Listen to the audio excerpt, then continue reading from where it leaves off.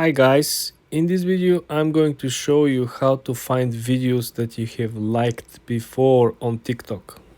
Let's launch the TikTok app. I want you to go on your profile, hit the profile icon on the lower right corner. Then when you're at your own profile, I want you to focus on the settings above your images, above your content. So the first section of course will be the filter function, filtering the latest post to the most popular one. The second option will be the stories that you saved and they're hidden.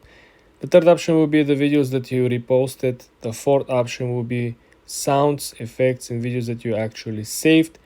And guess what? The last option over here will be all the videos that you have liked, okay? This is how you're going to find, you can scroll down and you can find all the videos that you have liked previously. For more tips and tricks like this, guys, subscribe and follow for more.